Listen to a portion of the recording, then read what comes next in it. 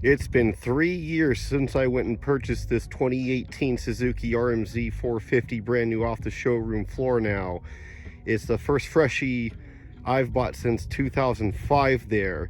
And I got this bad boy for a total of $56.88 before tax, license, and fees and all that other fun crap there. Now, that price there is lower than the last time I bought a brand new dirt bike back in 2005. That was a Kawasaki KX250, and I want to say that was $58, $59 before all the other fun stuff was added to the price tag there. So this bike here, my Suzuki Rmz450, I don't get a lot of traffic on this channel, and for good reason. I don't edit my videos. I don't really put much into this. I just pretty much make videos whenever I'm bored enough to. But the one video I have on this channel that actually got decent views was about this bike. Me talking about why I was glad I had bought the thing for such a low price there. So that being said, we're 3 years into owning this thing, and I just got her cleaned up. She's about to get torn down for some things, but I want to say for that investment I mentioned there, I've gotten 3 really good years out of this bike with next to no issues. The biggest issue being someone crashing into it, putting a hole in the side of the motor on the ignition cover, which needed to be replaced. And luckily I stopped the bike and noticed the oil was pouring out of the old ignition cover before I continued running the thing and caused real damage there. Other than that, the fork seals are leaking right now, so part of the list of TLC things doing here, we're going to have the forks and the shock revalved by factory connection there. Now the motor is running really good. It has lots and lots of hours on it there, but I was really playing with the idea of a high compression piston and maybe having some port and polish done by Twisted Development, which is notoriously good at building a fast Suzuki motor there. I mean, I'm a vet myself. I'm 37 years old. I've been riding since 1992. I've had the pleasure of riding with some really talented people growing up there too. So, you know, I'm no slouch, even though I'm older. You know, I've got plenty of time under the belt there. But this bike's been a really good fit for me. I go to the local track, Kauai Creek here, and I do just fine against bikes that cost, you know, twice as much there. You know, your works edition and factory edition bikes there, you know, that some people really like to spend big bucks on there. I've made a few little things on my bike here in the last 3 years. You know, the tires are different, of course, you know, chains and sprockets been switched out there. The muffler, that thing only cost me $150.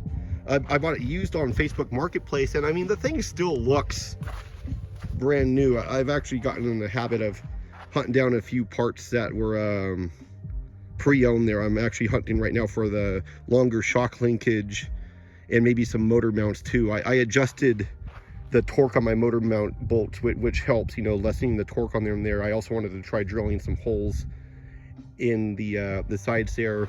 Other dumb little basic thing, you always want to put a higher compression cap on it there, changed out the bars and controls and stuff to you know, stuff I have personal preference towards there as far as bar bends and levers and whatnot there. But other than that, you know, this is a really stock bike that has had really basic maintenance. You know, just I'm pretty religious about changing the oil and filters on a set schedule. I clean my air filter or put a clean air filter in before almost every ride there, you know, so I try and stay really adamant about that. This is my first 4-stroke. And, you know, like I said, the thing still runs great, I feel, you know. So me being a vet, you know, it has more than enough power for someone like myself. So the debate to have the thing modified or just have the motor refreshed there, and they're saying a high compression piston actually is a pretty noticeable modification on these bikes there. I don't think I'm really in the hunt for more power. I just want to keep it reliable because, like I said, the thing has been really reliable. One thing I think that's helping it too, and this is every time I bring this up on like Facebook or something, it's so fucking debated, I feel like. I run airplane gas in the bike. It's 100 octane, low lead airplane gas that I buy at a local small airport. And you know what? Sometimes it's cheaper than running pump gas, you know, running 91 pump gas there.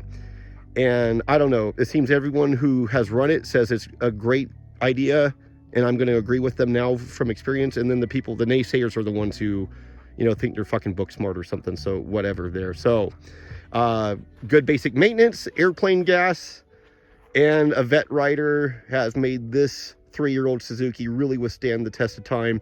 I'm really excited about getting it new plastics and tires, having factory connection do the suspension and some motor freshening up there. I'm really excited to freshen this thing up and go do some racing this coming year here, now that I've really got things in my business life really situated there, where I have more opportunities to spend time and monies doing stuff I love, like riding and racing my dirt bike here. So in conclusion, these bikes are great bikes, even though they still have to be kickstart, even though there's might be, you know, more later and greater bikes out there for certain levels of riders. But if you're like me, you're average guy, you just really want to keep riding or get back into riding like I went and did with this bike here. I don't know if you can still get them for under $6,000 like you could before, but someone considering buying this bike, at least know you're getting a really reliable bike. I'm super happy with it. I've made some fine tunes to it and really got it where I'm very happy with it, but I'm super excited to figure out what else I can do to continue to improve the bike's characteristics there and make it more what I want it there. But if you're on the fence about buying these used even, I say go for it there. Of course, as always, have someone who's mechanically knowledgeable, if you're not, go with you and just eyeball a few things there, because any bike can be neglected, abused, and become a absolute piece of shit if you let it. So thanks for checking out this video. If you like this this kind of video, you like dirt bikes on a budget, if you want to subscribe to the channel, that would be super fucking cool of you, or even a like is always appreciated, or a comment below. Thanks again. Have a good one, y'all.